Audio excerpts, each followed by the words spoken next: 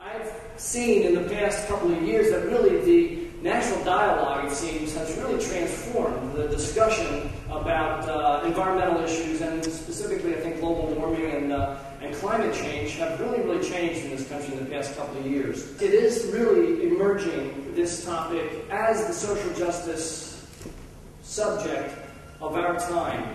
Not just the impact that a town like Montclair has on a city like Newark, which is considerable and important for us to consider. And if you ask your neighbors or your husband or wife or your child at home what happens to Montclair's garbage, I think you're very commonly going to find that you're going to get a lot of people who really aren't really sure what happens to our garbage.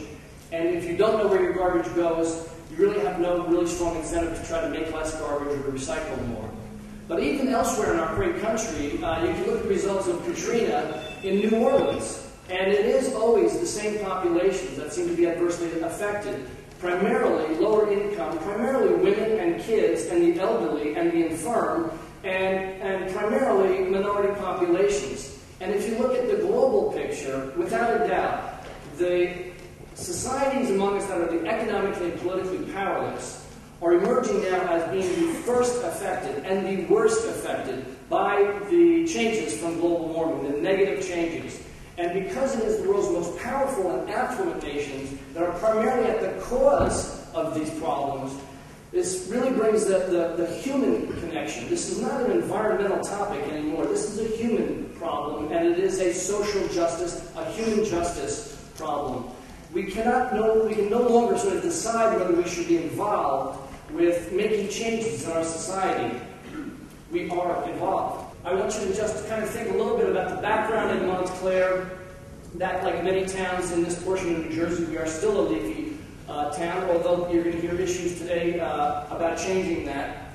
But wherever I go in New Jersey and talk about some of the steps we've taken in Montclair, they all know of Montclair as a recycling pioneer, because we were the first municipality in the state to have a mandatory curbside collection program almost a decade before the 1987 Mandatory Recycling Act of New Jersey. Gene Clark virtually invented recycling in the state of New Jersey. For decades, New Jersey has been a leader amongst the United States for curbside collection and participation.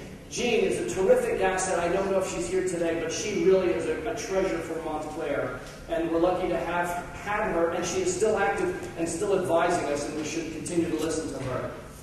And the connection between recycling, this is not just some little suburban task that we can do. There's a direct connection between recycling and climate change because of the dramatic energy savings that we get from recycling. 3.5 times the amount of energy is saved when we recycle. Thank you, Jody. We've branched out into non-traditional recycling. Just yesterday, Montclair hosted, we do a twice-a-year collection of electronics equipment. And last time we did it in the fall, we collected 25 tons of e-scrap from you all, bringing it in. Yesterday we had 600 cars lined up. When we do that, the town saves about $2,000. We take toxic materials out of the waste stream and we're able to recycle very valuable metals. And further with recycling, with the manager, Township Manager Joe Hartnett's encouragement, we are poised to issue a new recycling brochure, a handy recycling brochure, and it should be coming hopefully sometime this season. And you can't see the photo too well, but we also look at the organic portion of the waste stream with backyard composting, and annually we host an event where we dump free compost for residents to take away. Sandra Lang was there the last time we hosted it, and we also do composting demonstrations and sell compost bins, and I've got bins for you in the back today if you're interested. And finally, one little bit of background is that we're all very proud of the farmers market. When Montclair started the farmers market in 1993, there were 3 farmers markets in North Jersey. There are now over 60. This is also not just a great benefit for Montclair residents to have fresh produce and to be able to speak to their grower, which is a lost capability in most of America, but there is a direct energy connection. We have a very energy-intensive food distribution system in the United States, and any community that promotes locally grown sources of food is a more self-reliant community. And this is a terrific option, not just preserving farmland, protecting family farmers in the Garden State, but doing the right thing for global warming. And that's another great benefit from our farmers market.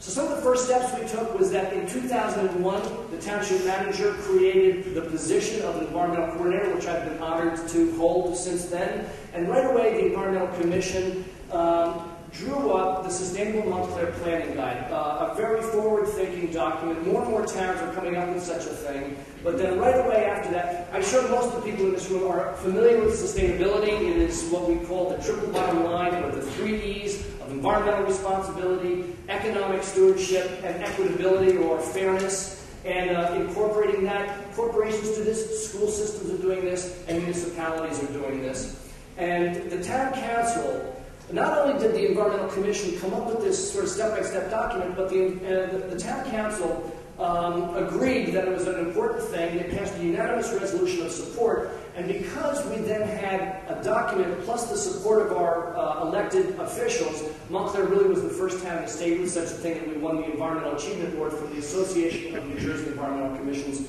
that year. And I can tell you, 2 of the aspects of that Sustainable Montclair Planning Guide that the council was attracted to was saving money and saving energy. Very positive things. Okay, so one of the first steps we did is that these are fast, Jody, we got some natural gas cars. They were Honda Civic GXs.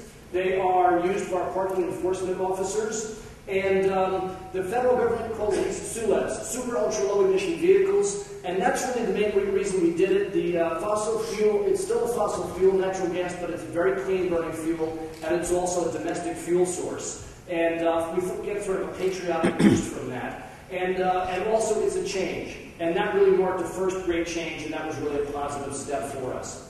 And then the Clean Cities program gave us $4,000 per car. So then you're looking at the sustainable choice, which is that you get the economic benefit of a better car at no additional cost, the environmental benefit from less emissions, and then the social benefit for a healthier community. We also looked at transportation, but this was the built infrastructure. We looked at our traffic signals. You see Joe Hartnett with the County Executive Joe DiVincenzo. And what we did is we changed all of our traffic lights to LEDs. And the police liked this. They called it a bright idea because they are a brighter bulb, so it is safer for drivers. We spent about $37,000 in change to do it, but we got $8,600 as a rebate, and that lowered our cost to about $28,700. But it also reduced our energy use for these bulbs by 90%, and consequently we were saving $10,000 a year. So a little math shows you that within 2.5 years we paid it back. We did that in 2004. So now we have a brighter bulb, a safer bulb. We're saving 90% of the energy, and we're saving $10,000 a year. All very positive things. So it's the economical benefit, the environmental benefit, the social benefit. We also want to be able to try to get cars off the road so that not every single person is getting there, doing their shopping, and every kid going to school and every commuter going to the commuting station in their own individual car. And we were able to apply to the Department of Transportation in New Jersey. We were awarded a $100,000 planning grant. And that enabled us, Jody, to, thank you, to come up with the Bike and Pedestrian Action Plan, which is really a terrific document. Other towns are very envious of what we have. It shows us ways that we can upgrade infrastructure and also go to new programs, such as Safe Routes to Schools. And Montclair last year was the recipient of a further grant for almost $250,000 to upgrade intersections and do programmatic work to get kids to schools in ways other than just buses and in cars. Obesity is not a little thing, and asthma is not a little thing. Our kids, these are epidemics for kids, and anything that gets them walking and biking is a benefit. So when you're changing program and you're changing infrastructure, you're changing culture. And finally, our energy audit was conducted for all of our municipal buildings. And that's a great opportunity to find out ways to save money by saving energy. This is an important part of saving tax dollars and also reducing our energy use. We're also building a green school. This is the first school we've built in 50 years, and it's going to have a heating and cooling system that is very highly efficient. It's a geothermal system. We're going to have photovoltaics on the roof. So the building itself becomes a teaching tool to illustrate the subject of energy for these kids. They're going to be studying this topic for the rest of their school lives. This is not just a trees and butterflies type of an issue, although those things are terrifically important. It's really an overarching issue of looking forward and building communities for the future, which is really what Montclair should be about, and I thank you very much for